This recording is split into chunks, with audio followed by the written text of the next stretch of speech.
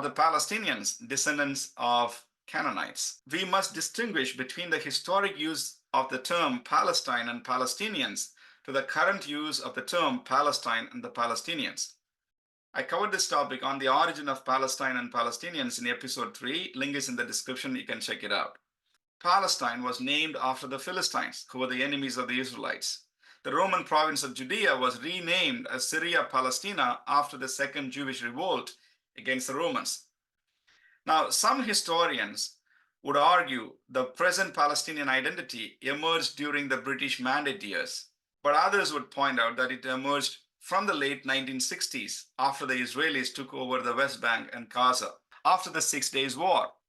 I think the second scenario is most likely the case. We don't have a Palestinian movement demanding a separate Palestinian state when the West Bank was annexed by Jordan or Gaza was ruled by Egypt between 1948 to 1967. Historic Palestinians included Jews, Christians, and later Arabs and other ethnic and religious minorities. Modern Palestinian identity as ethnically Arabs and religiously Muslim is a recent conception. Is there a genetic continuity? In the ancient port of Sidon, modern Saida, Lebanon, archaeologists found the remains of 5 Canaanite individuals buried 3,700 years ago. They were able to sequence their genome. Their findings were published in July 2017 in the American Journal of Human Genetics. The link to this paper is in the description for your reference. According to this finding, more than 90% of the Lebanese ancestry is derived from ancient Phoenician Canaanite populations.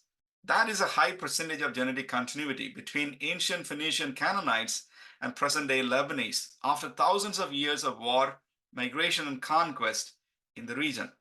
Is there such a high percentage of continuity present among the Palestinians? A study published in the Cell Journal on May 2020 analyzed the genetic data set of 93 individuals from 9 archaeological sites across the present-day Israel, Jordan, and Lebanon, all demonstrating Canaanite material culture. And this is what they concluded.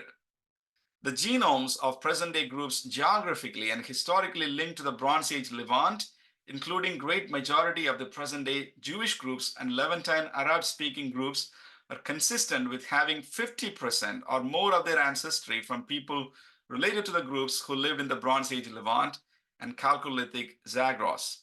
Israel Finkelstein is one of the 24 authors of this paper. He proposes that Israelites were one of the Canaanite tribes, that they were indigenous to the land.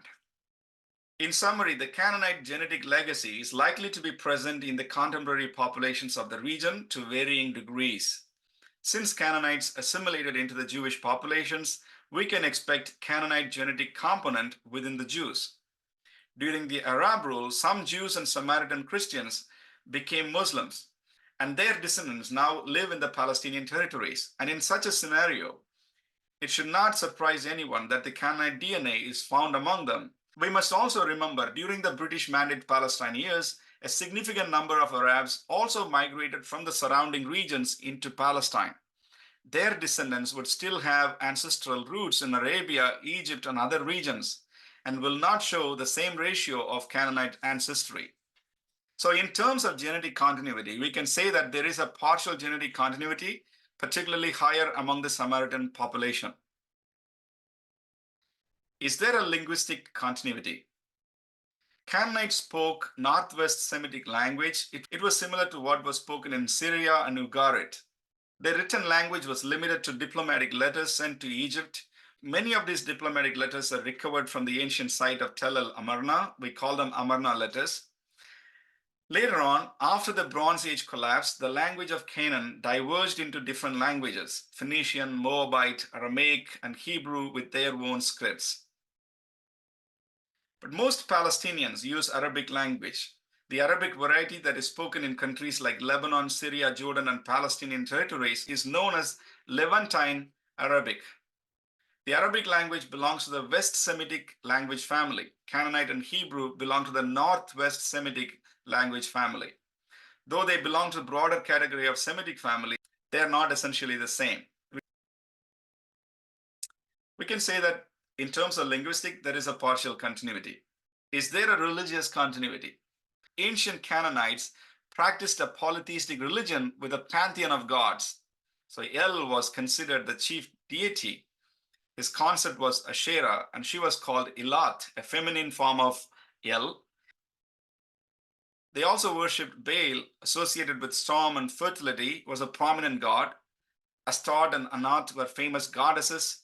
Religious practices involved rituals including animal sacrifices. At desperate times, they also included human or child sacrifices. On the contrary, most Palestinians today are Muslims. In 1922, Christians in Palestinian areas were roughly about 10%. Today, they are less than 2%. Most of them are Muslims. Muslims are monotheistic. Palestinians identify themselves as part of the larger Arab Islamic coalition in terms of ethnic and religious identity. There is no religious continuity between ancient Canaanites and present Palestinians. So is there a historic continuity? Historically, the Canaanites were present in Levant between 3000 to the first millennium, roughly till the time of the Bronze Age collapse. They migrated and also assimilated into the surrounding populations. The Canaanite culture did not continue to remain a dominant culture in the Levant region, at least from 1000 BC, that is 3000 years from our era. The Palestinian claim that they are the descendants of the Canaanites has obvious gaps in history. There is no genealogical connection or historical connection that connects them with the Canaanites. As we noticed in the Ask project, when people were asked the question whether they are related to Canaanites, most of them said they were Muslims, their forefathers were Muslims. None of them could recollect a Canaanite ruler or someone whom they would consider as their ancestor. There is no shared experience, there is no shared memory, there is no shared history between the ancient Canaanites and the present-day Palestinians.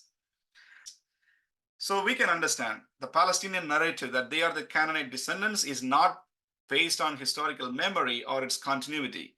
Rather, it is a political assertion that intends to rewrite history and provide legitimacy to the Palestinian claim to the land. So in summary, Canaanites and Palestinians are two distinct historical and cultural groups. The connection between these two groups is more in terms of geography and the historical use of the land in different periods. We cannot establish any direct ethnic or cultural continuity. Most Palestinians hold on to their Arab identity. It is important to note that the ethnographers and historians do not consider Arabs as part of the Canaanite tribes that lived in the Levant. A Muslim scholar rejects Palestinians or Canaanite narrative. This Palestinian narrative that Palestinians are Canaanites has come under fire from Islamic scholars in the recent years. An Islamic scholar named Sheikh Issam Amira, in a sermon in Al-Aqsa Mosque in Jerusalem, blasted this theory. He called any form of Arab nationalism, including Palestinian nationalism, as a colonial heretical innovation. ليس لأهل فلسطين أي حق تاريخي في فلسطين من 2000 و 3000 سنة و 4000 سنة. يعني حق الفلسطينيين الكنعانيين في فلسطين زي حق الفراعنة في مصر. معقول واحد مسلم في مصر يقول أنا فرعوني وأفتخر؟ زي واحد فلسطيني مسلم يقول أنا كنعاني وأفتخر. تبا لكنعانيتك وتبا لفرعونيته. تاريخنا بسيط يا جماعة، ملوش زمان. تاريخنا كله 1440 سنة بس. احنا قبل 1440 سنة ما كان لنا أي نوع من الحقوق نهائيا. لا يقال بأنه فلسطين لها الفلسطينيون لهم جذور كنعانية، ويعني بدنا نرجع لكلام ياسر عرفات اللي ضيع القضية. قال القوم الجبارين، أنتم القوم شعب الجبارين. سبة، أول مرة بشوف رئيس بسب شعبه. شعبه الفلسطيني شعب مسلم، فإن قلت له أنت شعب الجبارين أنت سبيت عليه، أنت أهنته، أنت أرجعته إلى أيام الكفر والطاغوت. لازم بس تقول له أيها الفلسطينيون أنتم مسلمون. Now he rejected the claim not because it is historically inaccurate. He rejected it because it does not emphasize the Muslim identity enough. He blamed colonialism for filling Arabs' heads such ideas of nationalism in order to prevent the rise of Islam. He further said that in his speech, all Arab states are null and void, and they were created by infidels on the ruins of the Islamic Caliphate. He stressed that the only valid identity is the Islamic identity, and that only valid political system is an Islamic Caliphate.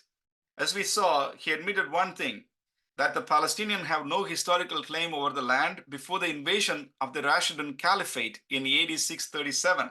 We must appreciate his honesty on this point. On the other hand, his call to have Islamic identity as central over Palestinian identity, ignoring the geographical boundaries of existing nation states to reassure Islamic Caliphate, must concern the world of the kind of extremism that is being openly spread among the Palestinian population.